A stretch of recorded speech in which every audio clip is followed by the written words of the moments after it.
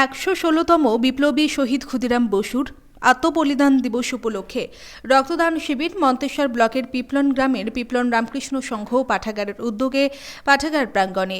শিবিরটি অনুষ্ঠিত হয় উদ্যোক্তাদের ধনঞ্জয় সামন্ত, সবীর বৈরাগ্য, কার্তিক চন্দ্র হাজরা, অখিলেন্দু চ্যাটার্জি, সুবল চক্রবর্তী, অরবিন্দ সামন্তরা জানান এই রক্তদান শিবির ৪৯তম বর্ষে পদার্পণ করল। বিপ্লবী ক্ষুদিরাম বসুর ১১৬তম আত্মবলিদান দিবস, তাই ভারতবাসীর কাছে গর্বের দিন এটি। এই দিনটিকে সামনে রেখে বিপ্লবী শহীদ ক্ষুদিরাম বসুর আত্মবলিদান দিবস উপলক্ষে ব্লাড ব্যাংকগুলিতে রক্ত সংকট মেটাতে ও এলাকার মুমূর্ষু রোগীদের সাহায্য করতে এই শিবির অনুষ্ঠিত হয়। শিবিরে মহিলা সহ মোট ৫০ জন রক্তদাতা স্বেচ্ছায় রক্তদান করেন। সংগৃহীত রক্ত বর্ধমান শহীদ শিবশঙ্কর সেবা সমিতির হাতে তুলে দেওয়া হয়। সম্প্রীতির বার্তা দিয়ে রক্তদাতাদের উৎসাহিত করার জন্য তাদের হাতে একটি করে মেহগিনি গাছের চারা, একটি করে সার্টিফিকেট তুলে দেন উদ্যোক্তারা। এই শিবিরে উপস্থিত ছিলেন এলাকার বিশিষ্ট সমাজসেবী অশেষ কুমার, ওসমান গনি সরকার, হাবিব শেখ সহ এলাকার বিশিষ্ট ব্যক্তিরা। এক রক্তদাতা অনুষ্ঠানের প্রধান উদ্যোক্তা ধনঞ্জয় সামন্ত আমাদের কি জানালেন দেখুন।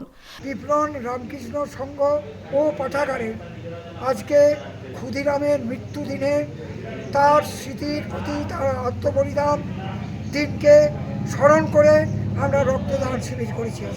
এই রক্তদান শিবিরে কতজন মানুষ, মহিলা সহ কতজন মানুষ রক্ত দিলেন? ইতিমধ্যে আমাদের ৪৫ জনের দেওয়া হয়ে গেছে, তার মধ্যে ৪ জন মহিলা এবং ৩ জন মুসলিম মহিলা। আরও আসছেন দেড়টার মধ্যে, আশা করছি ৫৫-র কাছাকাছি চলে যাবে। তা কোথা থেকে রক্ত গ্রহণ করতে এসেছেন? শিবশঙ্কর সেবা সমিতি, রশ্মি ব্লাড ব্যাংক, ওই বাবুরবাগ বর্ধমানের থেকে এসেছেন।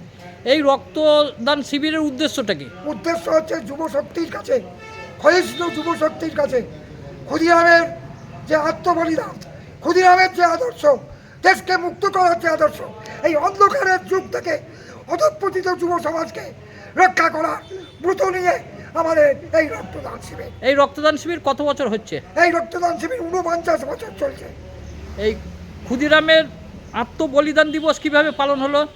এখানে ক্ষুদিরামের মূর্তিতে প্রতিকৃতিতে মাল্যদান, তার সম্পর্কে আলোচনা এবং তার সম্পর্কে সঙ্গীত পরিবেশন করে এই অনুষ্ঠানকে পালন করলাম আমরা।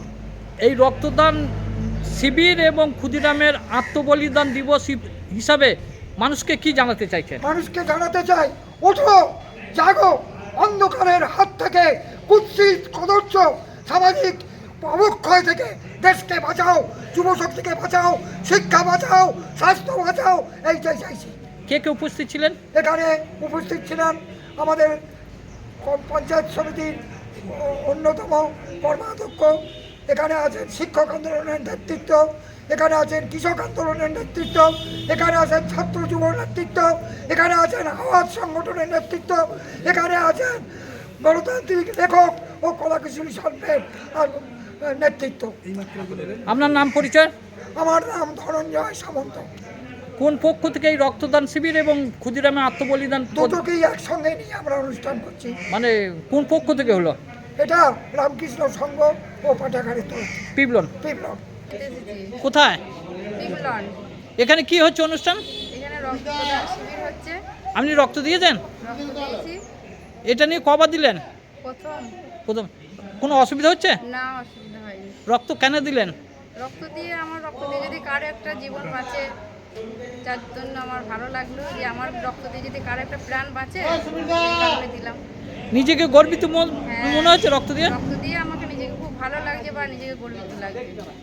যারা উদ্যোক্তা তারা উৎসাহিত করার জন্য আপনাকে উৎসাহিত করে কি দিলেন হাতে? আমাকে একটা গাছের চারা দিয়েছেন। এই চারা নিয়ে কি করবেন? বাড়িতে বসাবো, পরিবেশের ভারসাম্য থাকবে। তা আবার পরবর্তী ক্ষেত্রে কোথাও রক্তদান শিবির হলে রক্ত দেবেন তো? হ্যাঁ, রক্ত দেবো, অবশ্যই দেবো। জ্যোতির্ময় মণ্ডলের রিপোর্ট, সুন্দর বাংলা নিউজ।